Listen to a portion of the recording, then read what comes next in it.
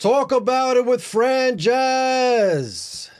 Today we have two special guests, the hosts of the podcast, Double the Hustle, and the owners of Long Island Cannabis Company, Anna and Tori Traina.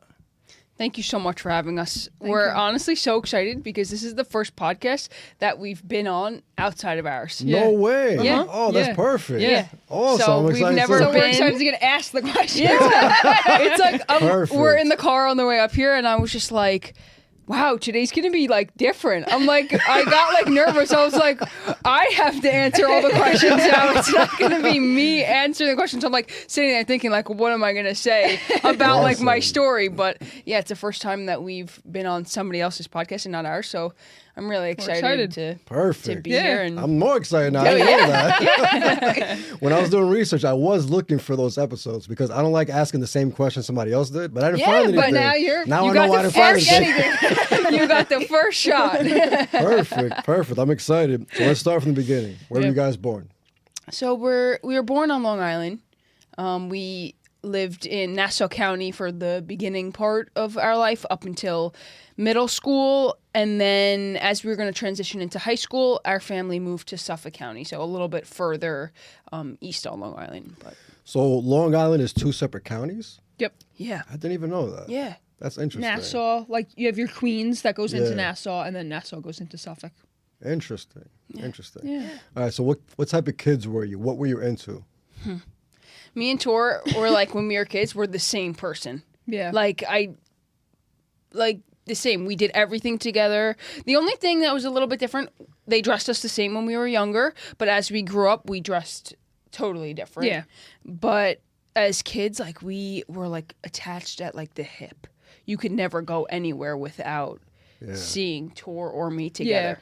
I It bet. was But that was your parents. It wasn't like your choice. They dressed you guys. Oh, yeah. Yeah. We would do everything together. We were like the kids that like still had like close friends, but like we were like kids that were into sports. We always did sports, but then like you would find us like always trying to be creative, and like we would do things like we were Girl Scouts, so we would knock on our neighbors' doors selling cookies. We were like always like those hustlers. Yeah. We would knock on the door selling like painted rocks. Like always, we were those kids in the summer that were like out till like 9 o'clock at night. You know, like Nice. yeah, we were like hustlers trying to be creative. Like didn't I mean before the iPad time, all that came about. But I feel like we were the last generation that was like, always out in the summertime till like 9 o'clock, and then your parents would like come walking the block to try to find you. Yeah. And I feel like we benefited from that last generation. Absolutely. Yeah. 100%. It's a Yeah. whole different life these kids have now. Oh, it is. Yeah. It's so different. But I agree. We were always attached, but we always tried to like make money somehow. Yeah, that like was us. hustling, whether it was just walking around selling something, or like me and Tor did like door-to-door sales at 8, like, trying to 8? sell something. Yeah, That's wild. We always tried to make money or save money to go out and like whatever we wanted, just save towards it and go I feel get like it. that you watch Gary Vee, right? Oh, absolutely. Yeah, so you're in his stand store thing, right? I we was, talked about that. just finished last week. Yeah, wow. so we talked about that, and I feel like when he always explains that like lemonade stand story, like that was us, like to a T. Like we'd be like outside, like trying to think of the next thing to like sell to someone. I'm like, that was us. Yeah. Where did that come from? You know where that stemmed from? I think it was just always seeing like my dad was always an entrepreneur. He never worked a job, and when he did work a job, like, no offense to my dad, but he could never keep a job because he always thought that he was better than the boss. So when you think you're better than the boss, they fire you, right? So he could never keep a job. And just seeing him, like, every day do what he wanted on his own time, he always was like that cool guy to us growing up. Like, he was always the superhero. We always wanted to be with him, do what he was doing. Whatever, he always was like the cool guy. Like even when our friends seen him, they were like, "Wow, your dad's so cool." Yeah, and it just like rubbed off, and like we wanted to do and be the same way. And we always seen my mom. I think the other side of it was my mom always worked a job. growing up. Yeah. And we would always see her get up in the morning, do the same thing, drive us to school, go work the entire day. We had to go to like an aftercare program because she was still at work, and then she would pick us up at the end. And her being locked in those hours, she was never able to do we saw like what both she sides. wanted. So we were able to see both sides, and kind of it was like the best of both worlds. Choose for us. one. Yeah. Like which one do you want? Your father seemed happy you're doing entrepreneur stuff. Yeah, right? The yeah. employees are not that happy. No, I mean, my mom, she loves her job, and she'll always good. say that. But I'm like, Mom, you could totally get a better job for the experience you have, for how hard you work. You could be better, and you could tell she's like, my job's so great, and I'm like, yeah, it is, but there's so much more out there. Absolutely. And it's hard to break somebody out of that mindset when they've been somewhere for 20 plus years, you know. Absolutely. Yeah. But just seeing my dad always hustle, I feel like I was like, that's what I want, you know. Yeah. That's where I that's want to what it be. sounds Be able like. to get what you want. Yeah. But that definitely was it growing up, wanting to have money and be like that and buy whatever you want whenever you want, you know. So What was your mother doing for work? my mom, she sells liability insurance Okay. to like doctors, psychiatrists. stuff like that. So she's done that for Ever. our whole life. And it's just like a desk job, you know. So she goes in and comes home, and Yeah. it's nothing more. And 9 to 5, it's, yeah. It pays the bills, right? But she can't do everything she wants. So it's, I think, going from seeing somebody who could do whatever they want, like my dad, and succeeding and having money, to somebody who is happy but can't do whatever they want always, you know. Yeah. That The freedom. geared freedom. us in the entrepreneur Travel whenever way. you want. Yeah. Still be able to. Yeah. Absolutely. Yeah. When did your parents split? Oh, they've been split up since we're like Maybe 2. 2. Okay. Yeah. So you don't even have memory of them together. no, not not at at all. Okay. Like we see like pictures, but I don't really remember like from that age. Yeah. much. We were too So young. they've always been separated in our, day. That's the best way to separate where the kids aren't affected. When Yeah. you grow up and this is the norm, it doesn't affect you in a negative Yeah. way. We talked about that. We had someone on our podcast that his parents like split up when he was like maybe 18 or 19, maybe even older than that. And like he'll tell you like that fucked me up. Like that Absolutely. was Absolutely. And we were like, so maybe we don't know, but maybe it was better when we were small. Absolutely, You know what I'm it saying? is. Absolutely, it Yeah, is. just because there's, you see both ways. Yeah, it's like when somebody grows up somewhere. Let's say if you grow up in a different country, like you don't know what, like the grass is greener. That side, you never seen that Absolutely. side, so you don't even know it. You think where you are is, the best Yeah. for you. When you see both, that's when you contemplate like which side you want to go. Better. You know? Yeah. It's funny That's you say true. it's funny you say different countries because like from being from New York, our vacations are like on a beach, on an island. Yeah. Yeah. Those people want to live here. Yeah, yeah. They want to come. They want to see New York, Yeah, or like we want to be there. They want to be here. yeah, they want to see like the big city kind of Yeah, places. you want what you can't have is the thing. Always. That's human nature. We always want more and different. Yeah, I think once you that's- get what you want, now you want something else. Yeah, it's so. I think that's something to really like tap into, especially growing up as like a teenager and like realizing that. I feel like I've realized that at a young age, and that is like so important. If you can control that, I think you will be very successful, because having that ability to control it, like, slow down. and Yeah. slow down and just be like, everything happens for a reason, and at a point you can kind of just like be okay with everything that's going to happen, like, instead taking of the moment. always Yeah. chasing, I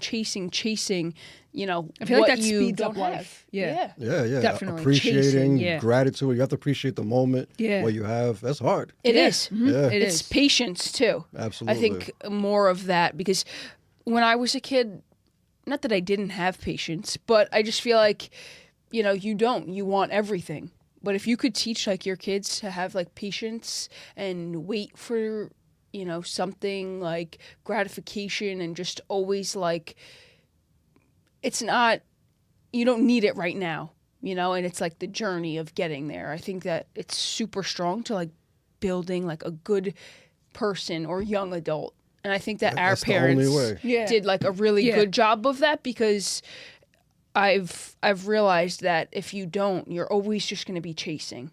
Absolutely. You want everything that you don't have. Doesn't everybody does. Yeah. But when you get it, you want to go back. Or like to the next thing. Yeah. So it's just about like Absolutely. being happy now where you are, and eventually just keep going, growing and growing, and just be happy, in the moment, and do what makes you happy, because Absolutely. if not, you're always going to be chasing. The work is where everything is. Yeah. Yeah. Like everybody wants to be the boss, but they don't realize all the work and responsibility and stress that goes into being the boss. Yeah. And it's hard, It's not easy to have patience and do that, but that's honestly like what it takes. It's the only way. Yeah. It's literally the only way. Super important. So let's get back to the childhood. Yeah. Both houses, what's the food and what's the music played? Our dad's side is very Italian. Okay. So always like like Sunday dinner, like family style, like everything like that. And music, I would say like 90s hip hop, like always. Yeah, I would Even agree. early 2000s like I would hip hop, agree. like always that. But then like our mom's was very different, because we lived with our grandparents on my mom's side. It would be food-wise? Food-wise, it's just like very like Americanized, I feel like. Is she American? Our grandma from our mom's side, she was a little bit Italian, but my grandpa, his family's from England. And they were like English, but Completely it was different cuisine. Yeah, but it was very like Americanized food. Like Friday was pizza night, right? Like in every house on the block. Like, and then it was like, I remember she would make us like sloppy joes. You know what those are? Absolutely. Yeah. So she would make like Wednesday would be sloppy joes, and then every week it would be the same thing. Yeah. Every day, and one day we would have like breakfast for dinner. It was just like the normal, not like any type of Totally two different cuisine. Like it or was like meatloaf tradition, like one whatever you night. would call it. Yeah, like totally different. Yeah, it was not And they cultured at they all. listened It was to, like, their American. old time music, Yeah. Like, I don't know. What do you mean, she like was. what? She Like, was not. I'm trying to think of what grandma used to listen to, but Was it like rock or like Frank Sinatra? no. I don't know. Disco? I couldn't even tell Neither. you. Like You don't even know?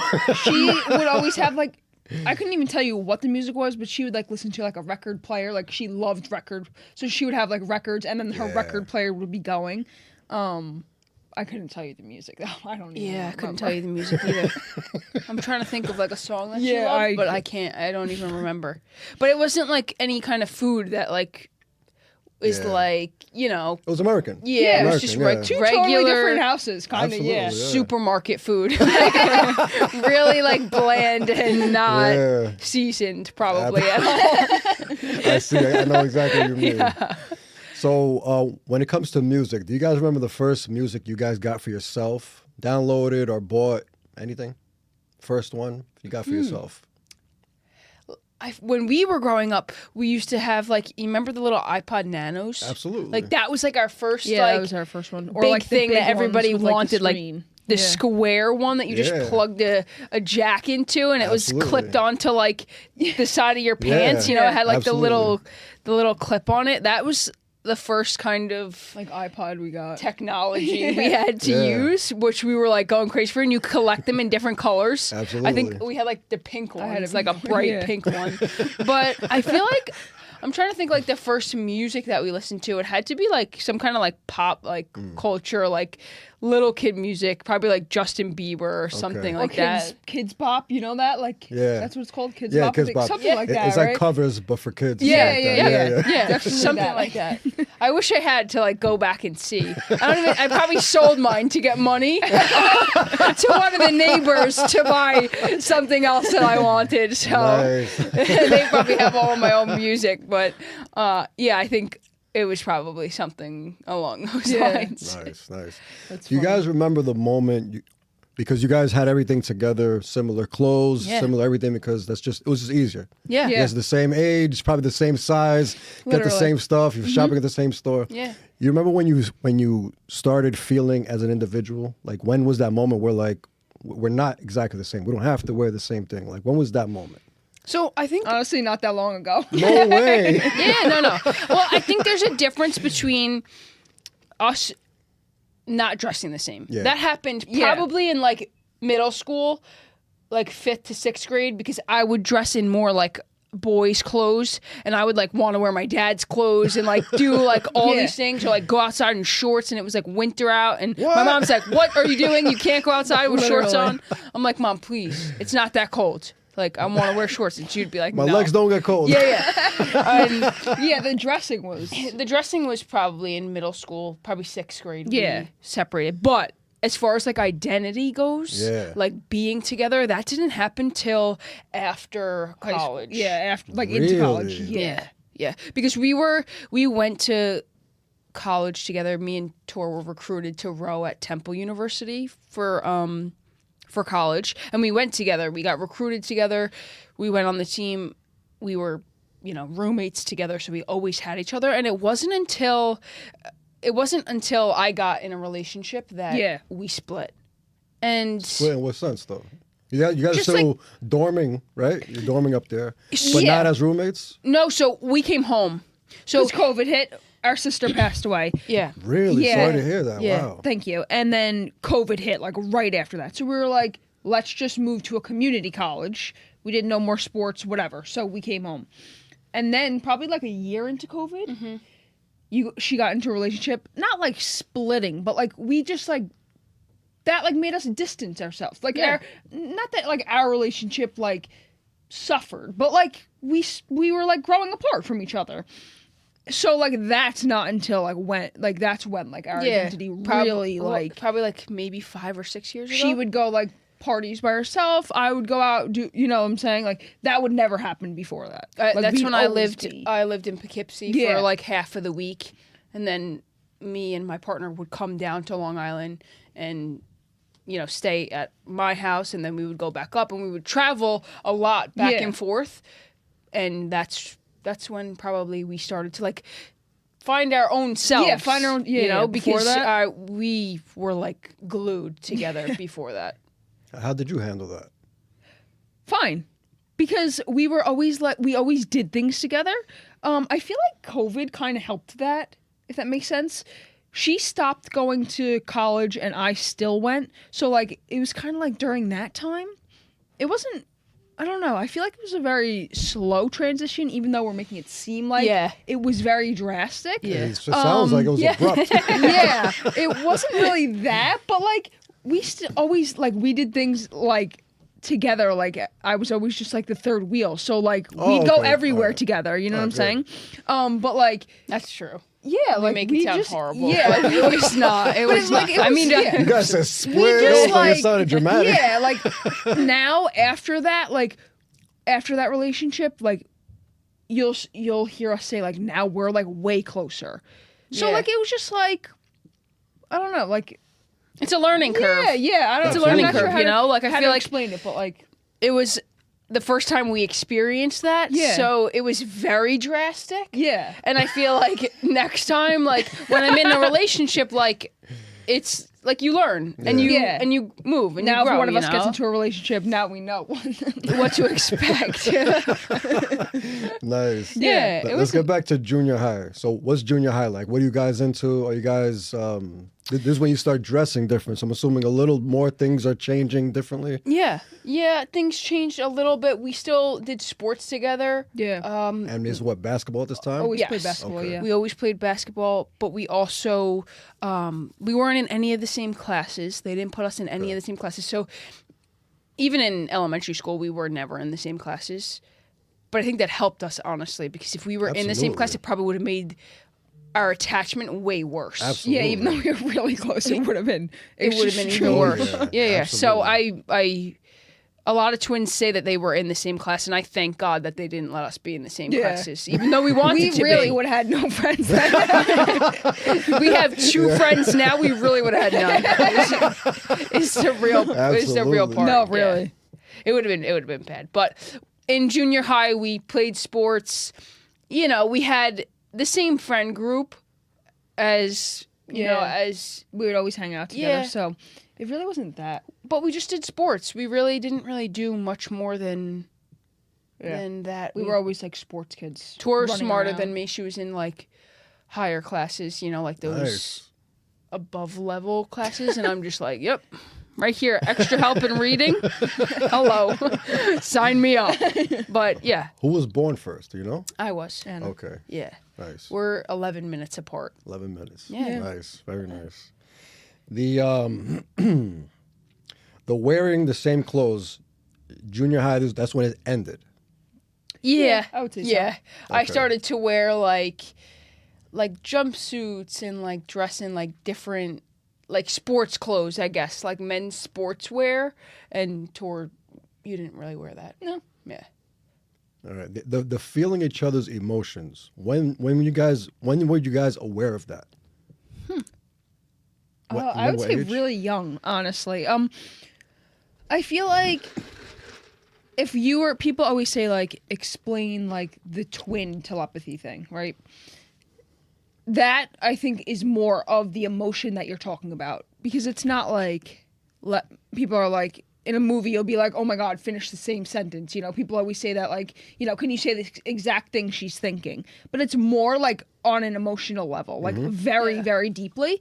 And I feel like that happened at like a very young age, because like if you were to tell me that like my sister was upset, or like I saw my sister upset, like I would feel like I'm crying. Like if my sister was crying, like I'd feel like very drained, like all of a sudden like very sad, like, and I can't like really get myself out of that. But even to now, like, Yeah. and like even I go to school in another country, or like literally just got back. We're apart for that 4 months. It feels like a lifetime. And even if she's like sad at home, I'm like, yo, what's like, I'm feeling this way. Like, are you like angry, sad? Like, what's going on? Like, I'll call her. And like, it's on an emotional level, like very deeply. I'm sure if you like talk to other twins about it, they'll feel the same way. Even on our podcast, like when we talk to twins, they're like, it's a very like deep emotional connection. Yeah. That's what I mean. When did you guys notice that? Because Very that young. seems very I intuitive, would say like, you know? I would say like elementary school. Really? Yeah.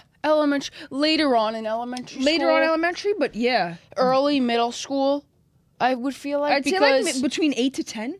If I had to like put an age range on it, right? I think, because like maybe when we would go to school and I would be upset, yeah. like, would you feel upset to like go to school? Very. Yeah, so I think That's what I want to talk about. That happened probably like 6th grade. Okay. 6th, 7th Yeah. grade.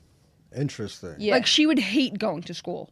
Like every morning, I would cry like be so that upset. I had and to I'd go be to like, school. I'd Literally be like hysterical what, crying. They would have what's to the matter? drag me Like, out the whatever. car. I'm like trying to like hype her up. Like, let's go. We got this. But then like, I'd feel like so drained, so sad. But like, I was never opposed to like going to school. Like Yeah. But yeah, I would say probably. I think it's more of like an emotional alignment. Absolutely. It's Yeah. like yeah, it's hard to explain. is hard to explain, It's but just I don't like know. being like aligned and like on the same like frequency, but like your own frequency, if that makes sense. Absolutely it does. Yeah. And I guess because you spend so much time, like, have you ever been like, this happened in my relationship a lot, but in like a relationship, I would never get like anxious. I never had anxiety. I never had like, I don't know, like I just never dealt with it at all. And then I had gotten into a relationship, and the girl that I was in a relationship always got anxious. Like it was just like a thing, like people get anxious, and it would rub off on me. And I'm like, what is this feeling? Like I literally feel like I want to like crawl out of my skin. I've never felt this before.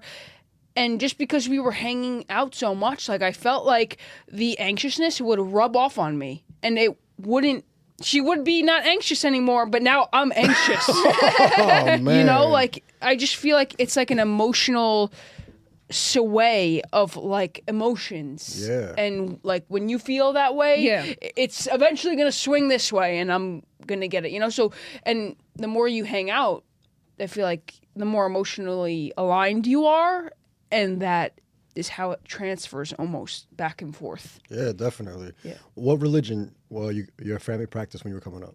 Catholic. Catholic. Catholic. Yeah. You guys are still religious? Yeah.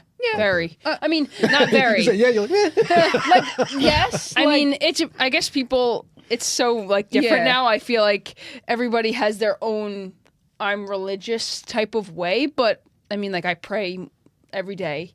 I don't go to church, but on Sunday I listen to church it's called nice. Elevation Like a lot. Church. Yeah. It's So- like live on YouTube.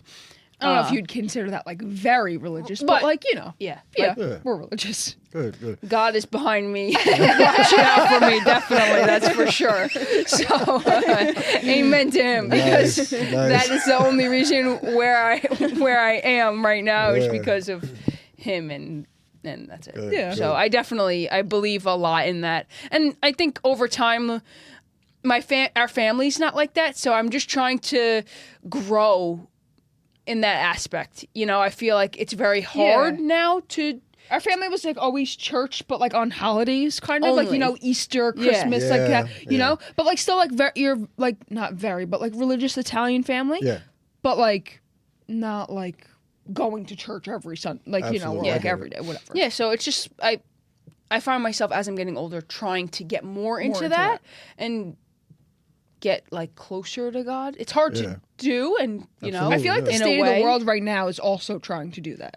What, get back to it? Yeah. Part of the world, yeah. Yeah, I But, find like, now Well, it's maybe like- that's just your feed. maybe that is just my. I was just 'Cause it's thinking both about ways. that. Yeah. I It is was both literally ways. just Some thinking people about that that. are not trying to get closer; they're trying to Yeah. run the hell away. Because so. I really feel like that a lot of people like that I see are I like do. starting, It's and your I know feed. like you feel that way too, but that may be just our feed because Yeah. we're doing that. Yeah, Um, exactly. but- because now with social media, now that there's more like truth out there, and people are Yeah. like seeking truth, and you know, religion has its, you know, people don't really believe in it, so Yeah. there is a big split now. Some people are very into it, and some people are 100% against against it. Yeah. it. Yeah, Yeah. I do agree with that, because even like even our little sister, she's not really into it. She like It just like changed. Like we went to like religion when we were little, like Yeah. always did, Yeah. and now I feel like none of the kids do. Yeah. True. Or That's like true. communion, We had to whatever go. you did, like Yeah. it was communion, Bible study Confirmation? every day. Yeah. yeah. You Like guys we did all, both? yeah. I did communion, and I begged my mom to not make me do confirmation. All right. She let me. But like yeah, like I feel like we like everyone did that when you were little. Like Absolutely. you always heard. I feel like now it's like Yeah. I don't know. That's like when we were little, we were never allowed to walk in Nan and Pop's house without taking our shoes off. And if we were chewing gum on the carpets, we would get yelled at, because if it fell out of our mouth Oh, and stuck yeah. to the carpet, now we could stomp and rub our shoes all over the carpet. Chew Nobody all would over give the a house. flying hell. You're allowed to drink water in the living room. We were never allowed. No, You better facts. run if somebody caught you chewing gum, drinking, eating in the living room. Yeah, in the living room. Now, Yeah. my little sister just walks all. I'm like, we're not allowed to do that. What are you doing? She's like, Nan lets me. I'm like, oh boy, Wow. what That's happened over hilarious. here? Yeah, did you No, ever that's have it. that? Like in your house growing up, like you weren't nothing too allowed to strict eat like in a that. certain area of the house. In the bedrooms. Okay. That was always off. Yeah. limits. Okay. Besides that, we're pretty free going. Yeah. At my Nana Pops, even my great grandma, she had plastic on her couches. On her couch. That's real old school. My grandma Yeah. did too. Yeah, Very we uncomfortable. still have the chairs. Very. and cold. In the summer, it's My disgusting. God. You get up, you're stuck Yeah. trying to get yourself off the It plastic. makes you sweat because there's no there's Yeah, no breathing in it. I still have the chairs that No have way. plastic. Oh yeah. They're fresh. Yeah, Yes. if you took the plastic off, they probably need to be rewrapped in plastic, but Yeah. it's like that hard Yeah. it's hard gross. plastic. Oh, it's not okay. like I don't know. Not the it's loose one. thick plastic, Okay. like thick. Yeah. But yeah, I still have them. That's so funny because is- everything was wrapped in plastic. Yeah. You could never Her couches, chairs, like everything. Yeah, that's old school. yeah. So the emotion part, I wanted to kind of see if did you guys ever look into it, like what No. it is, and like is there a science behind it, or do you guys think of it like more like a spiritual, religious? feeling. I don't know. We were like debating on this, talking to like a doctor on our podcast, like someone that like What type of researched doctor was it? twins. We were trying to find someone Yeah. to like. Oh, I see. A Like, have doctor, I don't know, psychiatrist, like someone see. that like genetic, has studied, anything. Yeah, some either twins or like the mind, because like Yeah. we find that like so interesting, but like we've never come across someone that's actually Known like about it. known about it, yeah, or like had the knowledge, because like we're not sure, but like it's very interesting. It Like really is. yeah, like It really is. yeah, and I feel like there's more twins now. Like, there's a lot of twins out there. Maybe you just don't know, but like, even since we're trying to find twins, like on our podcast, we found like so many people that are twins That you would never know. That you would never know. Yeah, like you would never know. And people are like, "Oh my god, it's so rare," but like, it's really not. Like, a lot of people are twins, and People just don't talk about it, honestly. yeah. And I just think that like it's so interesting, and like we all like everyone that we've had on our pod feel the same exact way like about this, and I'm like. Like is someone needs It's to do almost some like a research. clone, but like a gene off of a clone. It's kind of weird. I don't know. You know? is, yeah. Does that make sense? Absolutely. Like I don't it's like think a it's copy. spiritual, though. It's definitely not spiritual. No? I've met twins that are totally different. You know, that are from yeah. each other. I don't think it's spiritual. I think obviously the more you grow up, you get your own like identity and you kind of split. So I don't think that it's spiritual. I think it's perspective and ways that you take things in. I think me and Tor are identical. Maybe that has something to do with it versus like fraternal and how they think. I don't think it's spiritual though. I think it's definitely like a genetic, Like you're born with like I don't know the same things. Yeah. Yeah. You know, just different cosmetic copies or like Yeah. some genes that are different. Maybe I'd really influence you be differently or curious to something, see yeah. if our genes are like match up, like on paper, I like think they do. I'm pretty sure. They're but like 100% identical. exactly or like what No, I is think they're different than 100%. I know DNA is different. DNA is 100%. DNA is different. Oh, it is. Yeah. But Oh. genes, I'm not too sure the Yeah. big difference with genes. which could be very interesting. But that's how I see it, more of like it's like a clone, just like a few different genes swapped Few out. Or different something, things, yeah, or like yeah. something Yeah. influenced you differently, or Because you know it's what I'm saying? different than like Absolutely. being a brother and a sister. Yeah. like 100%. Absolutely. Yeah. And So we that have other comes- siblings too. Yeah. That comes from like two siblings could look totally different. Yeah. Right. You know? It's just like the same. I think like our eggs split into two. I think it's one One egg. egg. One egg Split that egg. splits. Fraternal is 2 eggs. Yeah. Yeah. Which I think that they might be different. We have. That's what I'm saying. Yeah. Have we done? We've Fraternal? done. Excuse me. We've done fraternal, which are the two Black ID twins. Okay. They were fraternal, but they were both boys.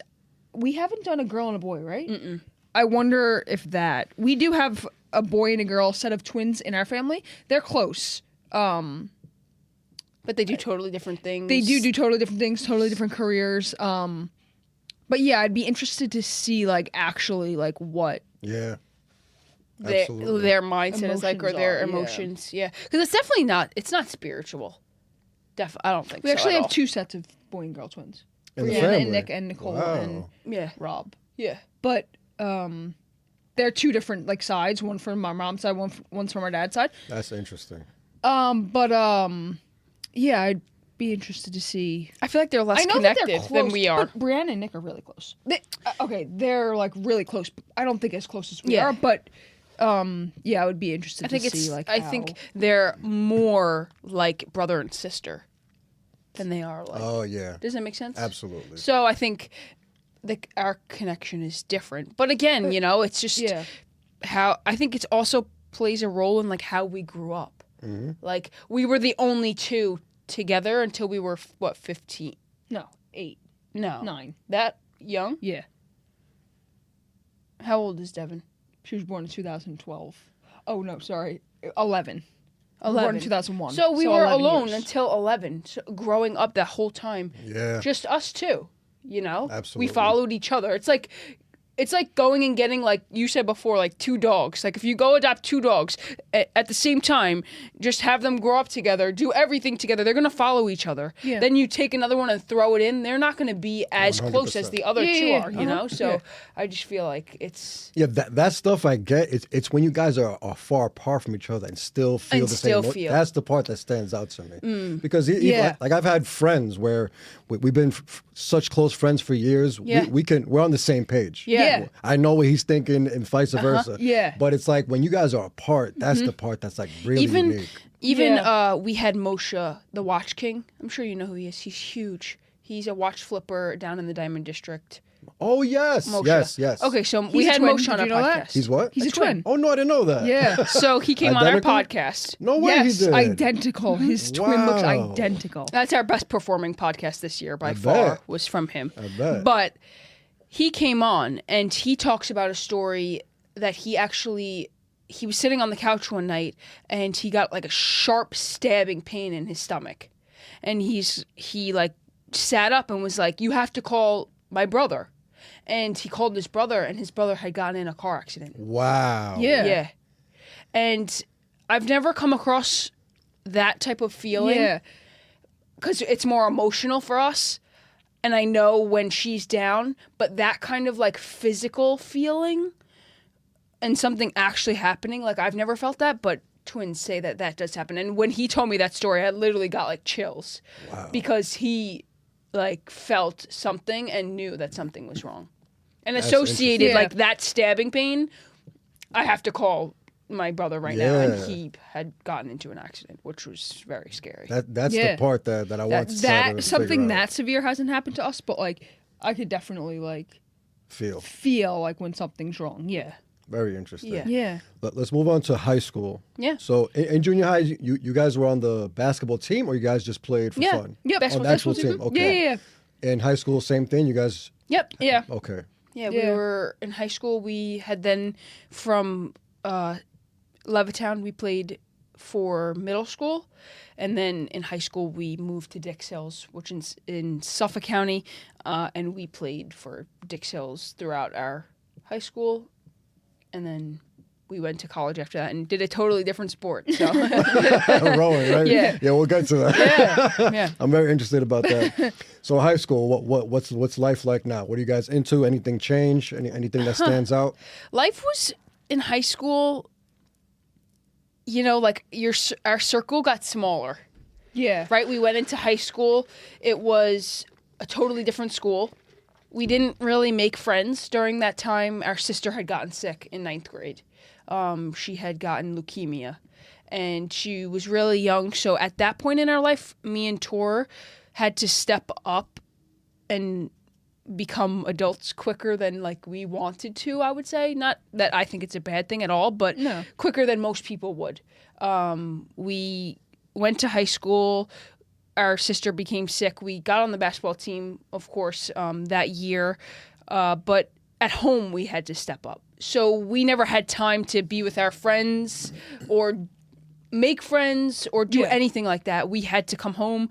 At that time, our parents and Victoria were breeding a lot of dogs. We bred French bulldogs and American bullies. And then about that time, we had about 20 dogs in our house. Wow. And when our sister was in the hospital with our stepmom, we were the only ones to take care of the dogs. So we had to step up at home and be, you know, kind of taking care of the house and doing all those things that our stepmom, you know, would have been doing. So it was kind of a little bit crazy for us. We stepped up, and at that point inside, we were still entrepreneurs. So we're always still looking for our next hustle, trying to make money, trying to move up, trying to sell dogs, go big on social media to sell our dogs at that point. So it was a weird time for us because it was just like school, basketball, come home and, you know, do our next business. So it was different for us. It wasn't like hang out and party, which I'm grateful for because me and Tor don't do that now. And I feel like that's where you kind of... that was a definitely like big influence back to like the entrepreneurship. Mm-hmm. I would say that like our high school when we didn't really like party or like go through that phase. Yeah. that was definitely like a business like check, you know what I'm saying? Yeah. For that style of life, I guess you would say. Yeah. So I mean, that was kind of our high school. We did that all throughout high school. Our sister was good for 2 years, a year and Something a like half. that. Yeah, like And then in our senior year, she relapsed again, and then that's when she kind of started her battle. And then as we went into college, we did our first semester at Temple, and then she passed away during our first semester at Temple. So you guys got a scholarship to Temple? We walked on the team. Okay. We walked on the team at Temple, and we're both picked to row. yeah. Why that school? So at that time, during our last year in high school, our cousin, who was a huge influence to us, played at LaSalle in Pennsylvania. And every probably like Tuesday 10-15 minute drive from Temple. Yeah, but every Tuesday and like Friday, we would go watch her play soccer. She got like recruited to play soccer D1 there, right? Yeah. Yeah. Mhm. And she was a huge influence on us. So as we were going there every weekend, it became like fun to go there, in a second place that we loved. So when we were looking for schools, that became the place that we were looking, because it was probably a little bit of comfort. We knew she was there and could always watch after us and be there for us whenever we needed her. So But we it was like ultimately, also away from home. Like, you know? yeah. So we ultimately started looking over there, and we ended up at Temple. Nice. Yeah. When you guys went there, what were you trying to get? What type of degree? Sports medicine was our degree. The both of you? Mm-hmm. Okay. We did the And same thing. Yep, the same thing. And then eventually, nobody stayed there. And we, No, you didn't graduate? Nope. no, so we transferred home. Okay. When COVID hit, our sister passed away. Our sister passed away in November. COVID, I think, hit like that January. Yeah, maybe, yeah, or it was, February, something like that. Something like that, early winter. And so we were like, you know what, we're gonna transfer home during that like holiday period. We transferred to Brooklyn College for that spring semester, and then we were like, Brooklyn's not really for us. Like, we had to take the train and then a subway every day to class, and It was rough. honestly, like at that time, it went online. So like we were so lucky to not like have to do that the whole semester. Yep. Yeah. So then after that summer for the fall semester, we transferred to Queens. Okay. And then I finished there, and she I didn't didn't finish. finish. Okay. Yeah. Oh, you got the degree. Yeah, I for got the medicine. degree in biology. Biology. I switched over because then after I graduated from that, now I'm in vet school. So I'm going to become a veterinarian. Okay. Yeah. So that was the goal when you chose biology, was to be a vet? Not at all. Okay. We're going to do sports medicine together and do like Okay. physical therapy for athletes. Yep. That was our whole plan. When COVID hit, I came back home, and all of like the dogs and like the breeding and all that kind of like switched like in my head. Like maybe I had a conversation with someone during my sister's funeral that was like something like, it would be so cool if you and your sister became veterinarians, because you already know everything behind the dogs. Like, that'd be super dope. Twins who are veterinarians. And I was like, like that's a great idea. Like, this had never come across my head before about becoming a veterinarian, whatever. When we were little, like, of course, like, that was probably one of my jobs that I would like want to become, when you're like write it on the board or whatever. But like, honestly, that was like never a thing for me. And all of a sudden, like I had that conversation, and then my brain was just like, maybe that's it. Like, I'm going to switch and go for that. And I switched to biology and to Queens. And then from there, I was like, I'm doing that. Nice. And why did you drop out? You didn't want to do medicine anymore? Well, Yeah, at that time, let's see, we went into college. Once we came home, when we switched from Brooklyn to Queens was when I got into a relationship. And I was like, Yeah, it's true. I didn't realize that. this is not going to work for me. I was going to school. I didn't really know what I wanted to do, what I was going for. I don't think that they had sports medicine. No, they didn't. At the college that we were going to. So I was like, there's no point in me doing this. Yeah. So I dropped out. I was like, I'm not going to go. I'm going to figure out what I want to do. I it's really crazy now, but growing up, like I always like saved money to like be able to, you know, do whatever I wanted. So when I dropped out, like I was comfortable. Like I had always saved for like a rainy day. Yeah. You know? But at that point, I was in a relationship and I was having so much fun, and it was like irresponsible, but I blew through everything that I had. Oh man. Everything. When I say everything, I would always say to my ex-girlfriend, like, it's gonna come back, it's gonna come back, it's gonna come back, and she would always just like be like, no, that's not how it works. And I never listened, right? And when you never listen, it never works out. So I kept blowing money, thought I was the shit, lost it all. And at that point,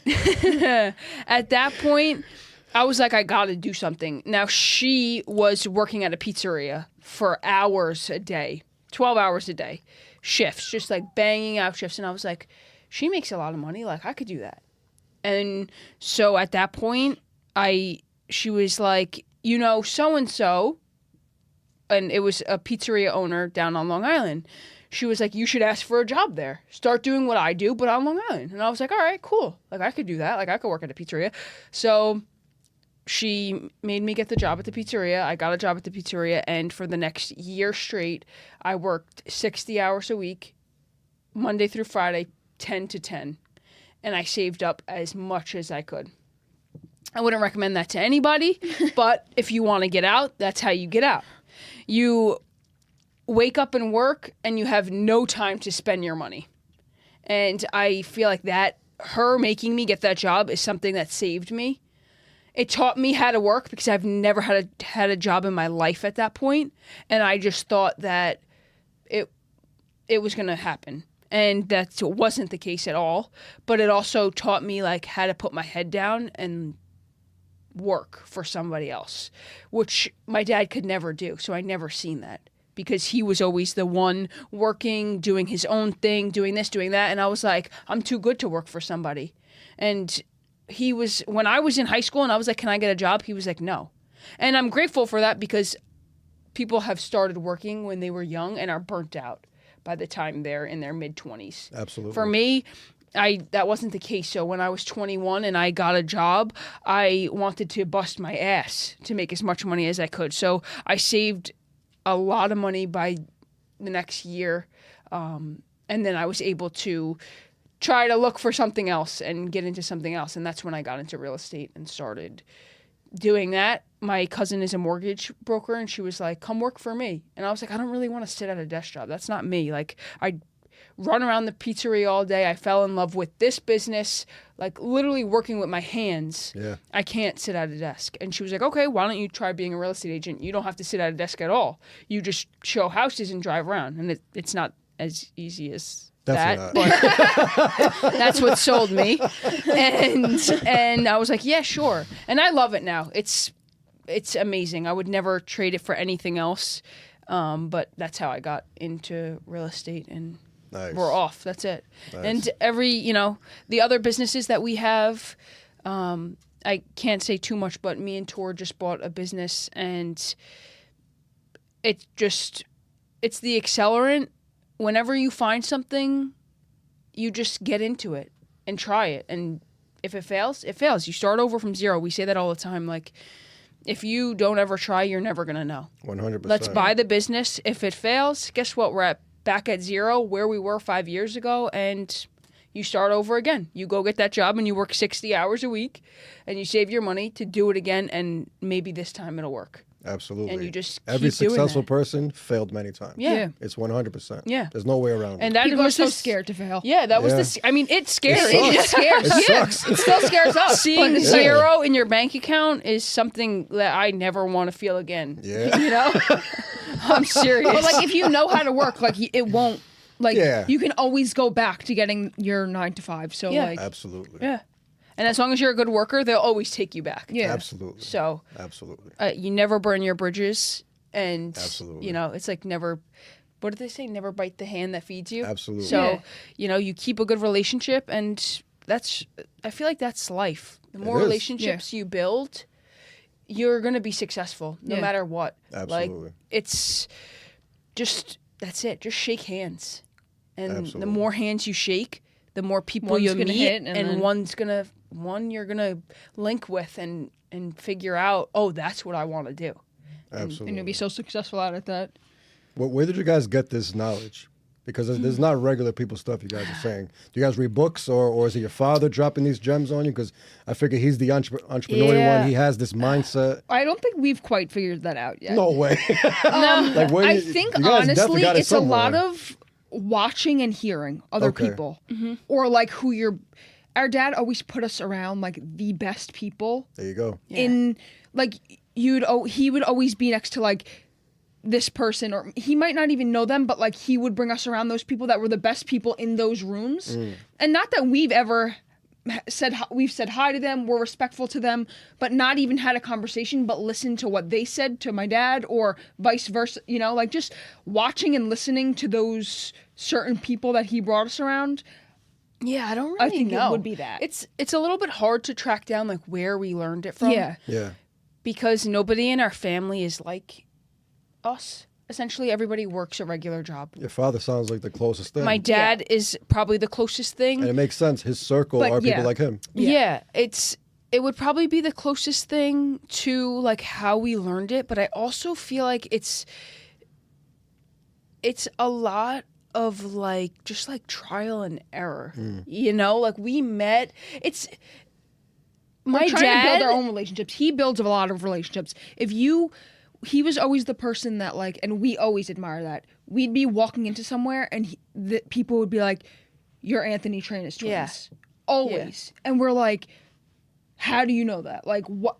How do you know my dad? Like, how is he known by so many people? Like," and we're always like, "We want to be those people." Yeah. Like, oh my, like, yeah, the Traina Yeah. twins. Like, what's like, how did you get here? Whatever, right? We always thought about that. And he was always the person to like not be the lowest man on the totem pole, but like he was always in the room with way bigger people than he was. Those are the rooms to be in. Yeah. And so I think that like, I don't know exactly how we saw that, heard it, but like, I don't know. We were always in just like listening and hearing to everyone else, and then go back home and we'd have a conversation like, how the hell did we get like that? Yeah, how did we do that? Is what we do every time we meet someone way bigger than we are. Yeah. Nice. We'll go home, on our drive home, we'll be like, we want to be like that. Or Yeah. take one trait from however we just learned and be like, how could we do that tomorrow? It's also about asking, you know? Yeah. A lot of Yeah. people are scared to ask. Absolutely. And like Tor said, in our hometown, like everybody knows our dad. And it's just like using that to build your own relationships too, you know? Like over with real estate, even through real estate, I've met so many people that know my dad. And it's just like shaking the hand. And our dad has put out such a good reputation that it's easy to follow. Yeah. So when you do good business and people like you, you're come referred back and you're referred, you know. Absolutely. And when since our dad has set that standard, it's easy to follow, but it's even easier to follow and make our own way. Also, Absolutely. we see him doing it. We see other people doing it, and you eventually learn from those people. Yeah. I mean, our dad doesn't go as far as like reading books and like self-development and like doing all this stuff. He's not really like into that, but just the people that he's around and seeing those working people, he's not the biggest guy, but when you see that other guy that's big in the same room, like you just shake hands and Absolutely. it's easy. Yeah. Absolutely. I got that 100%. Yeah. Let's step back a little bit. I want to get into rowing. Yeah. You guys are into basketball. You guys go to Yeah. college. And then how did you guys get into rowing and not basketball in college?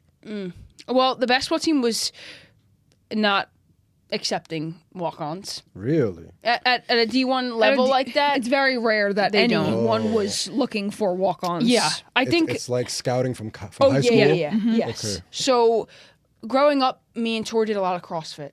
That was our second to basketball. We were in CrossFit, doing CrossFit competitions at our local gym. And we got really big into that. That doesn't have to do with school. That's all outside. Nope, of that's school. all outside to stay in shape for basketball. That's what we did in the summer. That's what we just how we found a community, like a gym, but like it's a it's a community gym that you go to. It's not just like regular. Yeah. But if you know anything about CrossFit, you use an erg in CrossFit to row. Yeah. Okay. When you do workouts, and we knew that we know how to do that. So when we seen that the rowing team was taking walk-ons, I don't even remember how we came across me that. and Tor were like, that's us. Yeah. We know how to do that. We can do that. Yeah. That's us. Like, no, literally. So we literally ran the tryout was like, I think, running a mile, right? The tryout was over periods of days. I remember like running the track. I don't It was remember running much, but... and it was rowing on an erg. Okay. It was and some other physical things. But I knew that me and Tor had to level up because we knew how to use an erg. We knew how to use it, and we had done CrossFit. We had done fast-paced workouts and all these things, and it translated well. So when we went to the tryouts, I remember getting questioned and being like, so what happens if we only take one of you? And I was like, no. You're like, no, that's not possible. Like, I remember trying to like state my case, like, we are like one brain. If you like want to win, you'll put us in the same boat. You know, like it's like having. Listen to this. We were never in the same boat. Yeah. Never. They fucked that up once. Never. That's interesting. But they after the first tryout, we made the cut, and they put us both on the team. That's interesting. So what is it like? And it is very hard. Like where's practice and where is the actual so on the river? Really? Yeah, and there's a river close by to the school? Yep. Yeah. Okay. Like 20 minutes you had to take a bus to practice every day. Wow, but that's interesting. If I could tell you that playing a D1 sport is one of the best things that I've ever been a part of. Yeah. Got an experience to. If anybody has the experience or has the opportunity to go D1 and you don't take it, you're missing out. Yeah. I don't care what you say. You are chosen on a team, and that school does nothing but pay for everything that you want and need, especially at a D1 level. I mean, we had 3 workouts a day. We had to get up at 5 a.m. and be at the weight room. We had a second workout, which was either indoors. It was either like on a erg or like on a bike or some other physical activity. Sometimes and then it'd be recovery. Yeah. And then we would go out on the river at night or not in the evening. Yeah. And it was taxing to the most, but it just sets you up so well. Yeah. There's no discipline like that. And you would get fed everything you want. You had a nutritionist who told you exactly what you needed to eat according to your, standards. You would go up. We had our own lounges where only students could be. All the food was free. Wow. Everything was taken quite care an of experience. you. Yeah, it's quite an experience to like actually live at a D1 level at a school like that. Clothes, shoes, Under Armour sponsored everything for us. People all of our doing your clothes laundry, were it's crazy to be a part of a team like that. Even the weight room was like a gym that you've never seen before. Like you'd pay $300 a month to get into this. Yeah, like nice. It's something to experience. Like if you get the opportunity or you're striving for, like it's definitely worth it. Not even like what they supply you with, but like the discipline even that the you trainers. learn to do everything else, or the access of people you have to after is that quite too. incredible and like helping to your like future self. But yeah, it was an incredible experience, even to like build your character. Yeah. Well, what exactly is D1? Like a Division I sport, like it's the highest division level that you could be. Is it like varsity for high school? Like correct, but it's like you go from D1 to professional. Oh, you don't really get chosen out of there's like D1, D2, and D3. I see. And then there's like below D3 schools as well. I see. but like the higher you go, you like know, March division- Madness in basketball. March Madness. Like these, you don't know I don't at know all? sports No at all. sports. Really? Yeah, no Oh, sports at all. so like all these top. It's just like these- the highest level of Yeah, I collegiate get you can it. play. Yeah. Like the pros are scouting D1. Yes, exactly. So it just the resources they give you. Like Yeah. right now, me and Tor go to an acupuncturist down on Long Island, and she's an NFL grade acupuncturist. She'll charge probably, I don't know what she charges, but let's just say per session it costs you $300 to go see her, let's say, for an hour session. At school, we got that for nothing. Wow. Free Free. acupuncture is crazy. Free. Ice baths, hot baths, Hot Amazing. tubs, cold plunges. what's those cupping, like the cupping where they Yeah. heat it, put on your back, free. Massages. Anytime you wanted to Yeah, walk like- into the room, Amazing. to the sports medicine room. Let's talk about acupuncture. I never tried it and I want to. What do you guys use it for? We use it now. It's I use it both for recovery and even more now as a relaxing thing. I mean, day to day, I'm like running around with like a chicken with my head cut off, and some days I'm working 12, 14 hours, and that hour in the middle of the day where you get to go do acupuncture, lay on a table and just like listen to like meditation music, it makes me like have to calm down. Yeah. So I think that's why I enjoy it more than Releasing like the pressure regular points. person does. Yeah. Because people are like, it hurts. It doesn't hurt. It doesn't hurt. Sometimes it does. If you don't like needles, you're not gonna like it. But like, it's very soothing. Like It's you get relaxing. a massage, get the needles put in. The As long pressure as they're points good, I make guess. you relax. Yeah, as long as the person's good. But yeah, the pressure points make you like relaxed. Just taxing. I mean, now we're not like the biggest athletes. We do run. We do like go to the gym, you know, regularly. But also like, at least like for me, it's different. But like we're always running around together. But like now that I'm studying, like hours a day, I'm always hunched over. Like being able to release those neck muscles, like just anything. Like if you're a person that sits at a desk and you're always hunched over from that 9 to 5, Absolutely. going to get acupuncture once a week is probably going to help your posture and even your neck muscles relax, so you don't get like chronic headaches or what, you know. Absolutely. Yeah. I have asthma and I looked into what's good for Oh. asthma and I heard Acupuncture, it really? might Oh, work. So I was wow. thinking about trying it. So when you guys go, what do you ask for? You just want to relax? I know they ask you, what are you looking for, right? Is there pain somewhere? She normally just does like our whole body. Yeah. Really? Yeah. So it's just to Yeah. relax the whole body? Yeah. go Yeah, for- you can okay. obviously, you'll tell them like, I don't know. Shoulder pain? Yeah, like I'll something get like that. severe during the semester. I get like very bad headaches because I'm always looking at a screen, because I'm always hunched over. Like I probably study 6 hours a day during the semester. Wow. But like my head at night like hurts. Like my eyes are done. Like I feel like I have a headache in my eyes. Like so that like really helps. But like you'll tell her like, I don't know, my knee hurts. I went running too hard and I think like, you know, I tweaked something. She'll do something extra. Or you like know. in the pressure point that Yeah. she thinks will help Will in help you, that yeah. area. It's really. You should we've try only it. done it. We've only started doing it this year, but it's very helpful, I would say. Yeah. I would just look for somebody who's good. Yeah. I trust her because I know that she works on like high level people, but I like am severely scared to go to like a chiropractor who like cracks your back, and like I would never go to somebody that I didn't know was good, you know? I wouldn't just be like, I think I'm going to try acupuncture and like look up someplace in town to go get acupuncture, you know? Yeah. Like Yeah, maybe do a consultation or something. yeah, I want to Yeah. see somebody's like Or get referred by result. somebody. Yeah, you know? Just by right, like right. hearing what she's done to people, I'm like, Yeah. all right, I'll try it now, you know? Absolutely. Kind of thing. Absolutely. Where in the timeline is the Long Island Cannabis Company? Did it open yet in this timeline where you guys are done with college? No.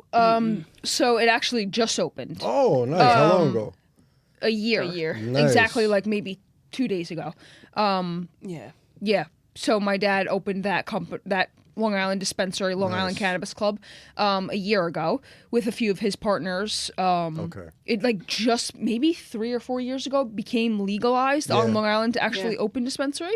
I think he was maybe the second or third to open up on Long Island, and yeah, It's doing very well. You guys ever work there? You guys involved anywhere? Yeah, we 24/7. all the time. Really? Yeah. Oh, nice. We are there all the time. Yeah. Once our family is very like once one person does one thing, like everyone gets in it. We're very like family oriented like that. Nice. Like if you need help, we're there. Yeah. Nice. So it's Nice. How's it going? Is it a good business? Oh yeah. I hear good and bad. It's hard to get into it. Yeah. But it's very good. I mean, there's, at least to give like perspective on Long Island, there's dispensaries doing millions a month. Wow. Yeah. Nice. But not even that. Like you meet a lot of people who actually need this, like for their day-to-day life. A lot of people you'll see like hate it, think that it's the worst thing in the world. Absolutely. And some people love it. There's always that split in every business, or every, it's the same with like alcohol and cigarettes. Like some people Absolutely. love it, and some people are like, what are you doing? So there's always that split, but like some people like have chronic headaches, migraines that absolutely need this.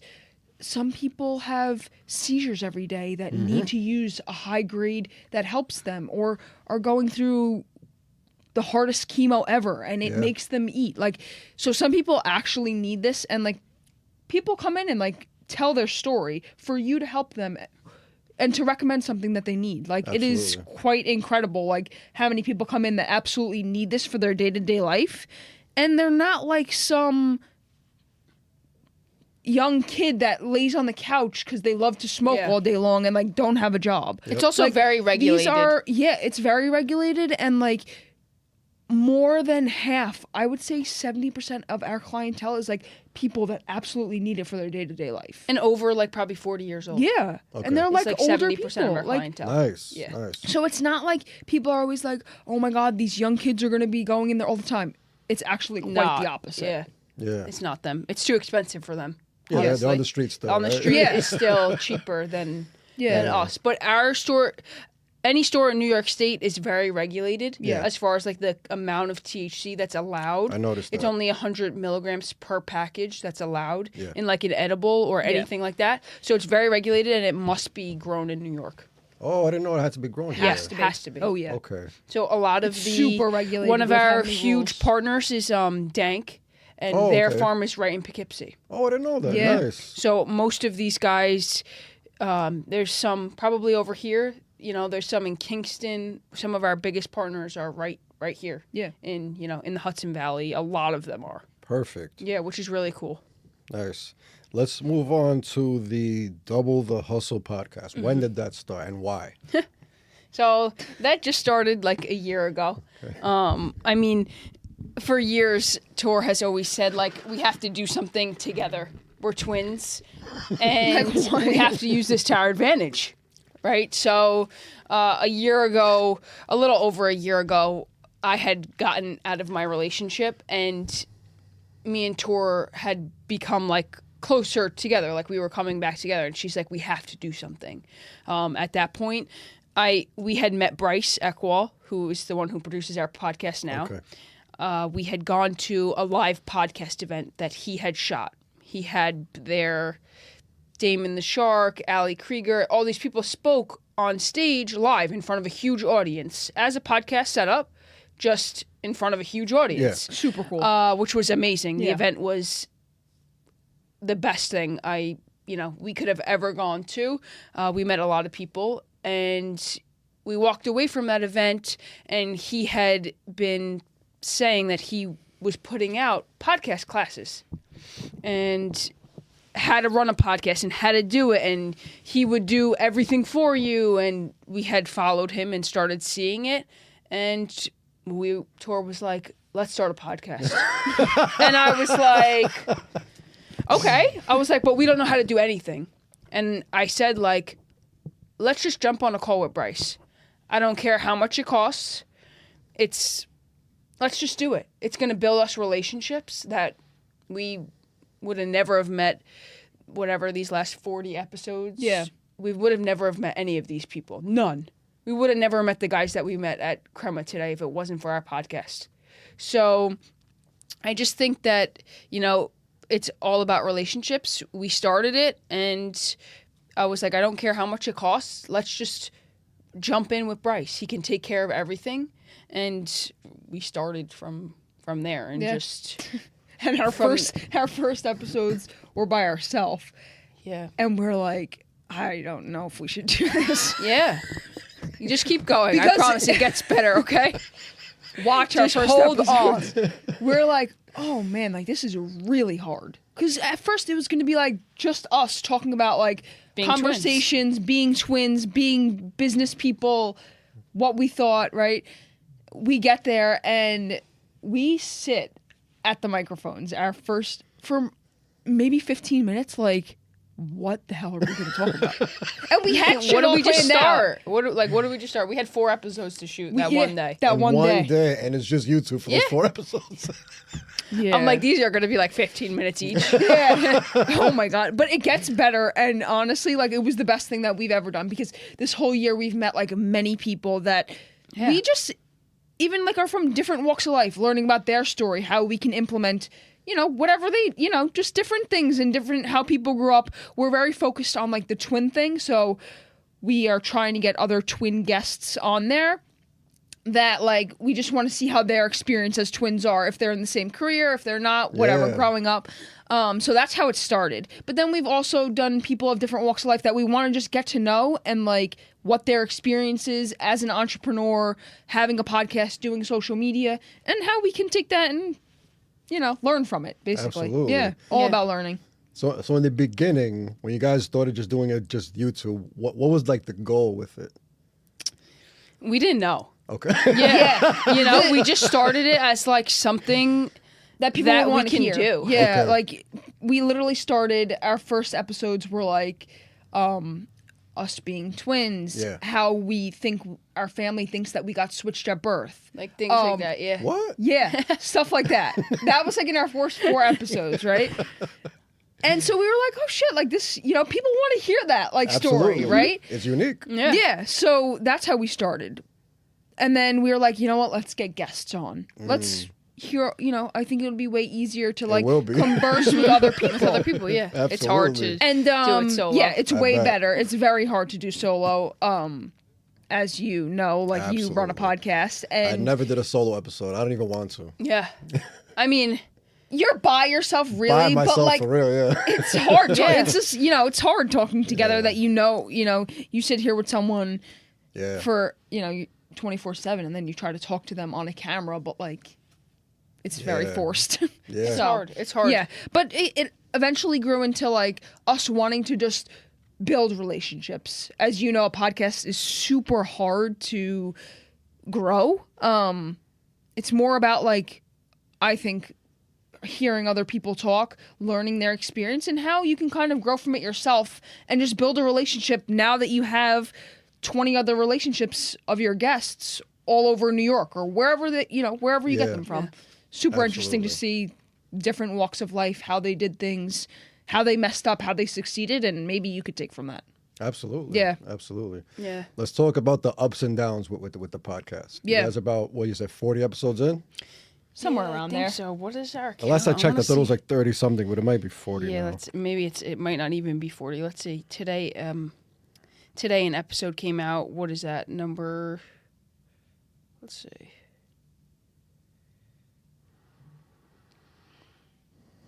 Three hours ago. I don't see an episode number. Episodes. Oh, there is no episode numbers. Yeah, there's See, no number all- on that one. The newest one doesn't have a number on it. Or does it? No, I don't see a number on it. Gotta talk to the producer. I don't see numbers on here. Yeah, there is no numbers. Damn. I would say, I don't know, we've been probably doing it about 8 months and at least, I'd say maybe like 35, All right. something like that. So the ups and the downs, like what are the Yeah, best parts 33 about it? was 33. today. Yeah. So what are the best parts about it, and what have been the hardest parts about it? I think the best part about it is the relationships and meeting people. Yeah. Because where else do you meet more people or like-minded people? Yep. In Yeah. a sense. You don't. Yep. Unless you ask or you invite them on your podcast, or it's even at a networking event. it gets weird. Yeah. Who wants to go to a networking event? At least for me, like I don't drink. So I'm going to walk around with a drink. There's a lot of people there and it gets scary to talk to people. Honestly, like you are walking around just meeting people and it's cool. I'll go, it's fun. We went to one together and it was a good time, but we also watched somebody speak. Yeah. So it gave us a little breaker, in between. We're just walking around talking to people. So it's hard. So I think that a podcast builds relationships in an intimate way. Yeah. And it's more than just like a hello, what do you do? It's we get to know each other for an hour. And I think the hardest part about it is finding people to say yes. I think that's really hard. And it's just a numbers game. Like sales or like anything else, the more people you ask, the more people are going to say yes and no. You'll actually be surprised about how many people like don't want to put their, like are scared to put their self. And they're like, oh, but I don't, we've had a few people like, oh, I've never been on camera before. Like, I think I'd be super awkward. We're like, don't worry about it. Like, we're going to be asking you the questions. You don't have to really come up with anything but answer the questions. I think something that we've been fortunate with is our editing people. And I think that's something that me and Tor are a little bit blind to because me and Tor pay to have everything done for us. I probably would have given up by now if I was sitting in the chair editing everything myself. Yeah. I can be 100% honest. Yeah. It would have never worked for me. So 100%. I think that if you're starting a podcast and you don't want to do that, money can be an issue too because it is expensive to have a podcast and continue to be consistent is the name of the game. And if you can't be consistent, you're never going to win. So I think that probably is hard too, unless you're editing, like you said, yourself, but it takes so much more time. So much time. Every reel, every episode, adjusting every audio level, every detail. Yeah, we're so fortunate for that. Yeah, so I think really I'm not kidding. What do you think's the hardest thing for your podcast? I would say the editing. Yeah, I don't look forward to it at all. Yeah. I love the conversations, but then after I cut, now it's like, all right, all the work begins now. Yeah, exactly. That's the part that I don't look forward to. Exactly. Yeah. I think it's just, the other thing is, I think just being able to look and see the vision of where you want it to go, or like you said, what the purpose of it is. People think it's going to grow so fast, and it really doesn't. And people also think that like, oh, are you going to? That was people's thing. Oh, so like, how are you going to make money off this? Yeah. That's not what it's about. You don't really do that. You can't. I mean, you gotta blow up. Spending money on it. You have to spend a lot of money and work for 3-4 years consistently to then maybe get a brand deal, sponsorships. Put their coffee on the table during the video, right? Yep. So like, and that maybe even just for like free product of the coffee. Like people don't see like that part, and it's just honestly, like what was yours for the relationship as well? Because like I feel like the relationship is the biggest part, and like learning other people's way and just building relationships that maybe help you in other ways in life. Absolutely. Because I don't see any other way that it would really be helpful unless you're like already have a following and like a huge following on social media and then you start a podcast. Yeah. To be honest. Do you remember how we started communicating? Did I find you guys or did you guys find my podcast? I think that you found us after we did the podcast with Dave Regina. Oh, okay. I do follow him. So we had Dave on our podcast, and all props to him because he is really the one who opened us up to Westchester County. There you go. He was so grateful to come on our podcast, and I, as a person of like faith, I look up to him tremendously in everything that he's done in his life because he's gone from being down to up. And to see somebody do that, not only to hear them talk about it, but he lives what he speaks every day on his social media, from getting up early to going to sleep late to his faith to everything. His family, his family life. Fitness. Yeah. Everything. And he was the one who said yes right away. He came on our podcast and he kind of opened it up like, if you need help, you let me know and I'll send you guests. And to have somebody in your corner like that right off the bat, I mean, he was probably one of our 10, nice. Like our first 10 episodes? First 10 episodes, he is probably in there. And he sent us I mean, a lot of guests. Yeah. A lot of guests. So that was probably the person who, you know, he opened us up to each other, and he opened us up to all of Westchester County. You know, he's the one who really, he probably doesn't know it, but he helped us a lot. Mm-hmm. Definitely a lot. Networking is everything. Yeah. That's the common theme of this conversation. Yeah. From your father's network to now you guys networking. Yeah. 100%. Networking is a superpower. I mean, at least for the goal for our podcast, like, I do want to grow it so that we could build more relationships and use them outside of the podcast. Of course, I would love to land a sponsorship deal that pays for our podcast. That way we can continue doing it, right, and not have to keep putting money into it, but just have it paid for every month by sponsors or whatever. And that would be great. Or even partial of it to be paid. Right. But we can still benefit from it, building relationships each month, and it can translate into, you know, owning real estate. I sell real estate. So for me, opening, you know, doing real estate, everybody is trying to buy, sell, invest, you know, do things like that, even for Tor and her becoming a vet. But we have other business ventures besides that. Like we said at the coffee shop today, they're trying to open more. Yep. It would be amazing for them to bring one down to Long Island and for us to be able to sit and invest in that, you know? Absolutely. Yeah. So it's just about really creating more relationships and being able to invest in open doors, multiple things and open doors. But at the same time, it would be great to get a sponsorship to have our podcast paid for. Why not? You know? Absolutely. 100%. That's the goal. Yeah. Let's talk about SGU. Where is SGU? In Grenada. So it's St. George's University. It's like the last Caribbean island before Venezuela, right by Trinidad and Tobago. How'd that happen?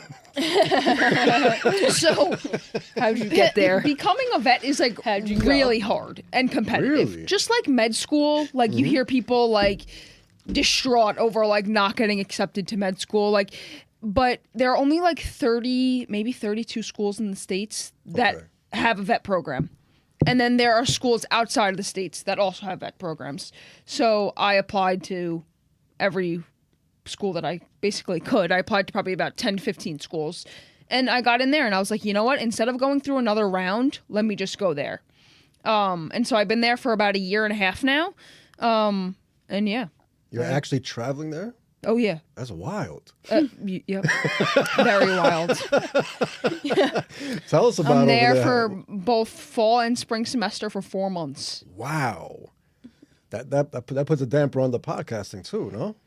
Yes. She'll it's come hard. home in between to film. Yep. Yeah, So that you we just can film get- a lot, as much as you can. Yeah, we just try to get Every 4 to 6 podcasts every time we film, we try. Yeah, we film like on a 1 day for the month basis. That's wild. Yeah, so Yeah. this Friday we have 4 podcasts wow. booked Yeah. in New York City. That sucks when people cancel. You guys got cancellations, right? We probably get 1 cancel every time. Yeah, same. Yeah. Same. I'm always getting canceled on. And- It's normal. Yeah. normal. But I didn't realize that was a thing until Yeah. our Until our producer said producer it's told not us. you. Yeah.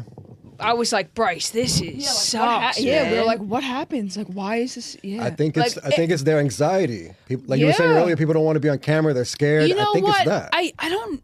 For us, at least, it's some people who do podcasts, and I would never do that to somebody who does a podcast. Yeah. Ever would I ever cancel on you because I know what it feels like to be canceled on. That's so the fact that horrible. you turn around and canceled on somebody, and you know what it feels like to be canceled on, that's crazy. That's horrible. Yeah, We've had a few of that, but some it's fine. of It some is of what it our is. the Yeah, it is biggest what it is. people have like canceled on us. Wow. Yeah. Mm-hmm. But it's That's okay. wild. The day of, not even Yeah. hours before. Like we're driving up there. It takes us 3 hours, right? Oh or my God. whatever, 2 hours, right? We're driving up there, and they're like our third podcast, and we're like, "Oh, sorry, we're can't." not gonna make it. Oh. Okay. Some people don't even reach out and say that. I have to reach out to confirm, and they say, "Oh, I can't." Like, were you waiting for me to reach out to confirm the day of? Right. The It- like, disrespect. It always happens to us Yeah, the day I'll before always confirm or like the day of. before, and then if they don't answer, I know I'm like, okay, Quick, where are we gonna find one? Yeah, Oh man, it's the worst. that's tough. And then we got to come up with one alone. yeah. Oh yeah. While Back to driving episode up. 1. We're like practicing as driving. We What got are we got an gonna talk hour and a about? half. Think about it. Yeah. So tell us about the school and the travel and the staying there and the language and the food. I would love to know about this, but I never heard of it. Yeah, I never heard of anything about it. So have you ever been to an island at all? In the Caribbean, yeah, I'm Dominican. Okay. Yeah, been to many islands. Okay, this is like all transparency, right? Let's do it. I had never been out of the country anywhere before I went to Grenada. So when I got there, I was like, I do not want to stay here. Like, please. Like, what for the next 4 months, like, I think it's very eye-opening. I've been there for the last year and a half. I'm super grateful for the opportunity. I'm going to put it out there. I would love to transfer back to the U.S. However, it was a great opportunity. When I was going through college, I always said, like, I would love to have the opportunity to study abroad, right? And I guess that was God answering my prayer, because I always said that. We always said that. Manifestation, like the guy from Kretma. Yeah. Yeah, Definitely and I never realized it. I wanted to be in Rome or something for my study abroad. I should have been a little bit more specific too, but it's fine because we learned from that lesson: be specific with your prayers. Absolutely. No, really, will give you anything. I realized that just this semester, after being there for a year, I'm on the phone with my mom, and I'm like, wow, like that might have been like an answered prayer, because we always said we wanted to go to study abroad. And so, whatever, I applied there. I'm like, you know what, let me go. We get there, and I was like, wow, this is very different. It's a small island. Must be like, you can drive around it, I think maybe in like 3 hours. Wow. Yeah. It's literally like one main road, and they branch off into like little like... Side streets? Side streets, but they're more like inlets kind of, because like it's very like long. And so the school is like very big into their like, not community or culture, but like the school has a lot to do with like what they like, how the island like survives kind of. So it's very centered around the school. There's not a lot there. Like, obviously, like your beaches, your hotels, your resorts are there. There's like beautiful sandals there. So like people do come there, but it's very like centered around students. Like there are a lot of students there. It's a med school and a vet school on top of like their regular college. And so you go there, and like if you've never been out of the country or somewhere that's like, I don't know how to explain it, but like it's a little bit like desolate. Like it's definitely not like New York. Like, so Absolutely. Yeah, it's a very slow paced, very different lifestyle. And I could tell you I learned a lot from going there for 4 months to coming back to New York. Because I come back and I'll tell Anna, like, she'll be yelling about something. I'll be like, just chill the fuck out. It's fine. Like, calm down. I'm like, no, you don't understand. I've been here for 4 months. You haven't been here? Like, I'm so over Literally, it. we have that conversation all the time, because it's very eye-opening to going there and having to slow down. Because, like, there's nothing else to do but, like, go out with your friends, study. Like, there are coffee shops there, but it's not like you can't go to a Target there and shop around. Like, there's very few, like, there may be 2 supermarkets, 3 supermarkets. You know, like, there's little malls here and there, but they're not really malls. There's, like, this one center with, like, a supermarket and a few different shops, like, that locals have. You know what I'm saying? So, like, it's very different. And it makes you, like, slow down and realize life and have patience. It's more like being grateful. Yeah. Because even I visit, it's just very poor. Yeah. It's very poor. And it's sad to see people live like that. Yeah. Like, it makes you like... Yeah, like very grateful. Like grateful for what you have, in a sense, you know? You've visited? Yeah. Nice. But like I like so we went there the first time we went there, and like of course we love it because like we're going to like the beach, and like my ex-girlfriend is like, yeah, I want to go to Grenada. My cousin and her would, you know, we went down there together and they love it. And like they're like to Tor, like, this is awesome. I want to go to school here. Like, this is what they're saying because they love to sit on the beach. That's what they love to do. That's not what you have in New York. Exactly. So it's just when they go there for fun, the resorts are beautiful. I bet. I mean, you spend $1 million a night to stay there. They're gorgeous. It's like any, amazing resort that, you're staying at. Yeah. But when you walk outside the resort, which is where you go to school, it is not. Yeah, it's just like, it's great. It's not like, pretty. go there on vacation a week and a half, great. Cool. 4 months, it's a little bit of like. And it's not like you're staying in a resort when you're at school. Like, Yeah. if you could live in the resort, it would be cool. But they actually don't allow you to do that. It's too expensive. So it's great. No, It's, I don't think it's too expensive. They just don't want students living at the resorts. Okay. Where I guess people yeah, vacation. I mean, I've inquired, but I've had one person say yes, but it's like an absurd amount of money. Yeah. Yeah. So I mean, it's it's just very different. Very grateful for the experience. I would love to transfer and get the opportunity to come back to the U.S. But we'll see what happens. Let's talk about the bands that you guys have. That's the Whoop, is it called? Yeah. Yes. Tell us about that. Do you recommend it? Oh, yeah. I love this thing. So I don't know if you've ever... the owner... Do you know who he is? I feel like I have on a podcast, but I forgot. Yeah, so he's been on a few podcasts. I don't know his exact name. I could find it, but he's from Long Island, first of all, the owner. He has done like amazing work. I'll look it up after, but he's done like amazing work. He built this thing out of college. Okay. And has just like evolutionized it over and over and over to make it better. And I love it. It attaches right to my phone. I don't even use it as far as like the max it could be, everything that it could be used for. I don't use it for like exercise, anything like that. It tracks my sleep, and I love that.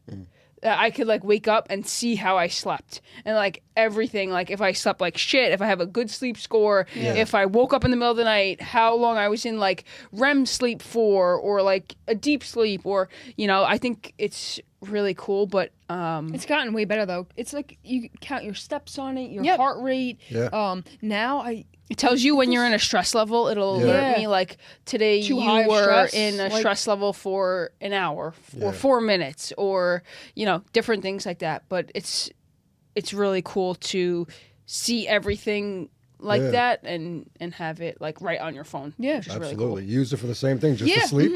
Yeah, I use it for sleep, steps. I just like to be in tune with my body. So you'll see it on there, and it's, I think, very incredible. I've heard stories of like since I've gotten mine. Yeah, like they've come out with like more. I think for women, it even like tracks your period. Wow. Like it does or like your ovulation or levels or something like that. They've come out with like amazing stuff, and like even like your heart rhythm, or like if you have like a different like arrhythmia or something. They've come out with like amazing things. Don't quote me on that, but they've just dropped like a whole new like subscription that like they can do that you can buy.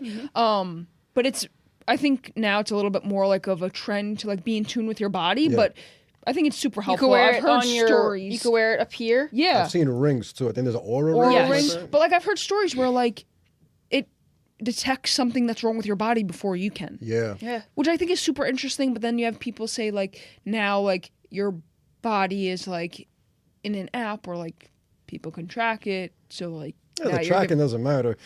now you're giving the your reason stuff I don't away, do but it, like because I know there's a lot of benefits, but it's like I don't want to be too conscious and too focused on that. Like, I what am I totally agree. sleeping? What's this like? When is my Yeah. heart rate high? Oh, maybe I shouldn't do the activity no more because my heart rate's too totally high. agree with that. So, I don't want to be too focused and too in tune, but being in tune is good. Yeah. It's I agree with that because like you have people that like our great grandma lived to 105. Woo, and God she bless. had none of this. She ate pasta every day. Literally. And we're wanted. like, oh, let's not eat seed oils, no red 40, no blue this. And it's like, but She had everything. yeah. Some people are smokers their whole life and they die in the Literally. hundreds. So it's just like, Everybody's which way do body's you go? different, though. Yeah. Like Some people have heart attacks at the age of 20. yeah. yeah, that's what I'm saying. So like, which way do you go? Do you I follow think this everything new or thing, not? the Like- new thing, they have like these biker shorts that you could wear, like like girls wear like spandex. spandex like tight shorts, and it goes like right in the little band. So you don't have to wear it on your wrist if you don't want to, like, anybody to see it. Yeah. You just slip it. It has, like, a little pocket, and you wear it right in, That's like, your nice. leggings or something like that. Interesting. Yeah, it's cool. It's really cool. So many new things. Yeah, but it's a very good company. Even if you Yeah, look I up love the it. company, I know for a fact that there's a podcast on him. This Yeah, girl, I feel like I Beverly, have, does yeah. a podcast. Her name's Beverly. She's from London, and she had him on the podcast, and he talks about everything that they do, and it's genius. Yeah, absolutely. It's insane to watch somebody grow a brand as big as Whoop from their college dorm Right. Yeah. to a probably, I don't know, it could probably sell for Probably a billion, Billion by now. dollars. billion. Yeah. Yeah, it's Crazy. It's crazy to see and to hear. You know that it's. Absolutely. I have this really good mentor. I mean, I would like to call him a mentor. I really don't know, but he is. I call him Grandpa Tony. He helped me and Tor start our sister's fundraiser this past year that we had down at Patricia's, and he sat down with me the other day, and we were catching up. I seen him on Friday, and he was very, very big into 1-800-Flowers when it first started, and he grew this company to, be what it is today. He was the head of relationships, and he sat down with me at a table the other day, and he said, "All you need is a product." And I said, "Tony, you can't say that. Like, that's so vague." But it's true. Like, you just have to see the vision in the product. Where at one time he was sitting in his dorm room looking at this like it would never work. And now it's a multi-billion-dollar company. It's a product and the relationships that you make that get it to where it's going to be. And the vision that you have that you portray on other people. And I just thought that he kept saying that to me, like, all you have to do is trial and error on a product. And I was like, that's so hard to do because to start something from like nobody looking at it to it becoming a multi-billion-dollar company. Same with Comfort. You know the Comfort sweatshirts? Yep. Yeah, It's that's the kid huge Hudson. His name's Hudson. He started the company from his basement. And this year, I just watched him on a podcast. It's going to do $750 million off of sweatshirts that he sold to the people, telling them that if you have anxiety, this is a heavyweight hoodie that's going to make you feel comfortable. Sell the vision. And he's going to do $750 million off of a sweatshirt, sweatpants this year. Insane. Crazy. Insane. That's insane. Insane. The fundraiser you mentioned, was that the GG Golden Festival? Yes. Yep. Okay. Tell us Yeah. about that. What is that? Yeah, so we started it 2 years ago because our sister passed away. We wanted to raise money for Friends of Karen. That's a foundation that helped us when she was sick. I see. This organization would do everything for us, from give us Christmas gifts to back to school. Every holiday we got this huge gift basket of things that we all needed, and they would drop it at our house. So we wanted to do a fundraiser to give money to them for families who need it now. And we did one in our backyard 2 years ago that we raised money for, and then this year we wanted to do it bigger. And Patricia's of Hicksville was where we hosted it this year. And Sal and Tony are the guys over there that own it and run the place. They were gracious enough to take us in and help us. I mean, literally do everything to get, the day rolling. ready, Yeah. because we could have never have done it without they without were their so help, great. without them backing us. I mean, we went to other restaurants and they tried to kill us I bet. for the Yeah. amount of money that they wanted up front before the fundraiser. I was like, I can't do that. I bet. And Tony was like, give me $500 and I'll see you the day of the event. Then you can give me the money at the end. And Yeah. I That's was amazing. like, Yeah. this is who I'm meant to be with. Yeah. So those guys have helped us so much, and even now he's gonna help us open like our own non-for-profit so that we could start helping specific families and seeing where the money's going, instead of just letting it go to, even though we trust the foundation, we want to start, picking and actually like being Choosing where we beneficial put it. to Yeah. where we go That's beautiful. with it, Yeah. which is really cool. And it's really exciting because it's something that we talk about all the time. Yeah. I was telling Tor in the car on the way here, we went to the event together to watch Bedros speak. Yeah. And Bedros' number one goal is to be the number one donor at what is it? Schwein's Children's Hospital. Oh, nice. I don't know where it is. It's in California somewhere. Okay. But in order to get to number one, he has to pass Justin Timberlake. Wow. Because he's the number one donor at the hospital right now. Wild. And I was telling Tor, like, how cool would it be to be the number one donor at the hospital that our sister was at on Long Island? Yep. So I think over hearing Bedros speak about it and him getting to be number 4, you know, like I really want to make that one of our goals, to be number 1 at Cohen's Children's Hospital, which was where she was for a long period of her, you know, chemo and stuff like that, which would be really cool. But, you know, it's all about starting and just helping. Yep. And it's the one thing that we don't make money off of, but it's so fun to do. Yeah. Super Like fun. our event was just so fun, and like everybody's smiling and having a good time, and it was like nothing that, like, it took so much to put on that event, but like it was just like so fun. It's like your podcast, like you love it, and it costs so much money, it makes you nothing, but it's so fun to do, you know? Yeah, it's really true. Absolutely. Yeah, Absolutely. it's so fun, and it's just something that like lights you up inside, and like, you know that when it like lights you up, you should like keep doing it, you know? Super fun. So We're gonna do it every year. I want to add more to our year and do more events, but it takes, you know, growing that event to be huge in order to do other little events. So Absolutely. we'll see where it takes us. That's awesome. That's really awesome. Yeah. We're nearing the end of the podcast. If Yeah. you could please let the people know where they could find you, anything you have coming up you want them to tune into, and any last words. Well, you guys can find us on Instagram. We are the Traina Twins on Instagram, and on YouTube, Double the Hustle. Please, you know, go watch our podcast. We have a podcast with Franjez that you could go watch that's come out. Yeah. It's great. Some crazy stories in there that you can go watch and listen to. But we'd be honored to have you guys come on our side and watch Double the Hustle. So please like, subscribe, comment, whatever you guys would want to see from us as twins.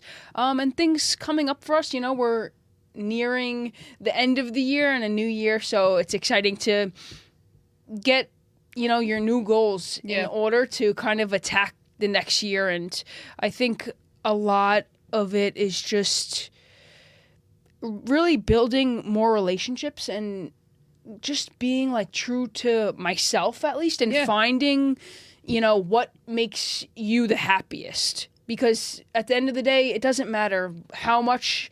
I feel like it's all about stop chasing and just find what makes you happy. Yeah. That's what I feel like what I'm trying to get at. I'm trying to just get closer with myself, with God, and just find what makes me happy, whether that's fitness, just helps selling you get real there. estate, and continuing to about just grow. money. And it's not about obviously money. I love it. I'm helps, never going to but- stop, you know.